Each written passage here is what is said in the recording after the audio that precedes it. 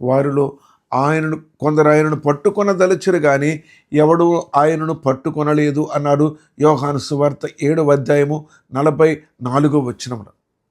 ఎందుకంటే యోహాను సువార్త 8వ అధ్యాయం 20వ వచనంలో యేసు స్పష్టంగా మాట్లాడతారు ఏంటంటే, నా గడియ ఇంకనూ రాలేదు, నా గడియ ఇంకనూ రాలేదు. కానీ వారు పదే పదే పదే ఆయన పట్టుకొనాలి, చంపాలి, ఇదే ఆలోచన కలిగి ఉన్నారు.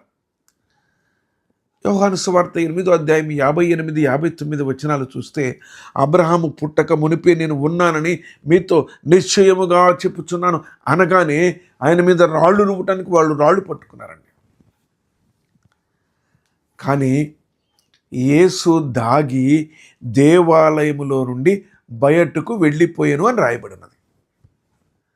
ఎక్కడ దాక్కొని వెళ్తారండి? ఎక్కడ దాక్కొని వెళ్తారు? జనసమూహం మధ్యలో నుంచి నడిచి వెళ్తుంటే ఆయన కనపడరా? ప్రియులరా, ఆయన సమయం వచ్చే వరకు ఆయన ఆ శత్రువులకు కంటపడలేదు. అనగా వారికి ఆయనను చూసే నేత్రములు మూయబడ్డాయి, వారికి మూయబడ్డాయి. వారు చూడలేకపోయారు. వారు యత్నం చేస్తున్నారు కానీ దానిలో సఫలం కాలేకపోయారు. అలాగే యోహాను సువార్త 10వ అధ్యాయము 30, 31 వచనాలు చూస్తే, నేనును తండ్రియు ఏకమై ఉన్నాము అని చెప్పగానే మరలా రాళ్ళు రువ్వాలనుకున్నారు.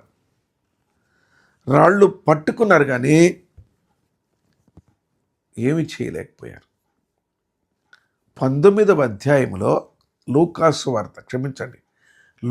వార్త 19వ అధ్యాయము 47వ వచనములు ఏముందంటే, ఆయన ప్రతి దినమును దేవాలయములో బోధించుచుండెను.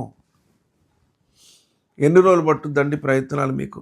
6 నెలలు వారి ప్రయత్నములన్నీ విఫలమైనవి. పర్ణశాలల పండుగ మొదలు పస్కా పండుగ వరకు 6 నెలల వ్యవధి.